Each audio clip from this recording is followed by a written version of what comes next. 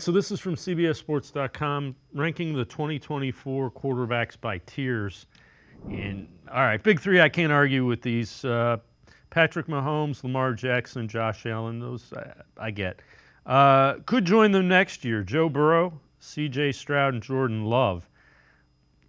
I would pump the brakes on giving Jordan Love, the yellow jacket there. A guy named Carson Wentz comes to mind, but all right, I digress. Tier 3, Matthew Stafford, Jared Goff, Brock Purdy, Justin Herbert, Dak Prescott, Jalen Hurts. Tier 4, intrigue with question marks. Trevor Lawrence, Aaron Rodgers, Tua Tagovailoa, Anthony Richardson, Will Levis, and Kyler Murray. I disagree strongly with the last three.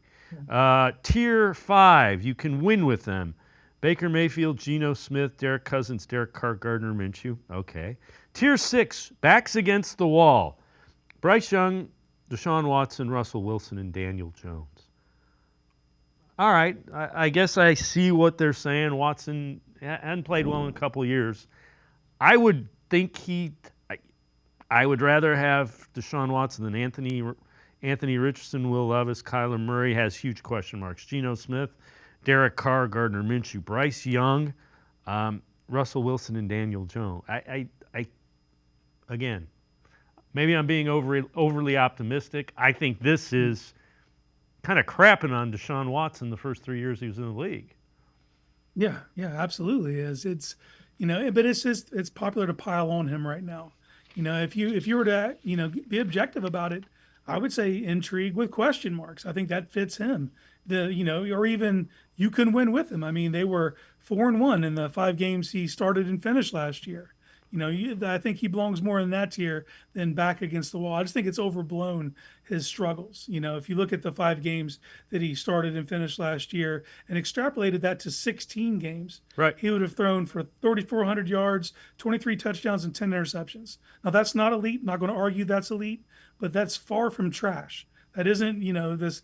It's overblown, but that's what we need to see because they've been such small sample sizes. And it doesn't help that the one game that he did play completely poor in was a national televised game on Monday night. That game, he was objectively bad. You'd have been better off punting in the second half of that game than running any offense the way he was playing that night. Well, but it's one step too far for me. And even in that game, remember Nick Chubb got hurt, so I'm guessing a huge part of your game plan went to the sidelines with number 24. And so you're kind of adjusting on the fly, and it gets back to what I was talking about with him earlier. He was thinking way too much, but again, the beautiful part of it is he gets to go out and play. I'm with you, though. Intrigued with question mark, I would get. And the bottom line is the 12 games he started, they're 8-4.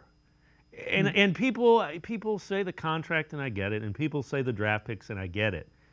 The Browns did that because that's what they needed to do to go get him. Yeah, and if somehow another elite tier type quarterback becomes available, wait to see what the next team gives up and the next contract that has to be signed to land a player of that magnitude. And people also like to, conveniently forget that there were like 6 to 8 other teams trying to get that same deal, and the Browns were just the one that pulled the trigger.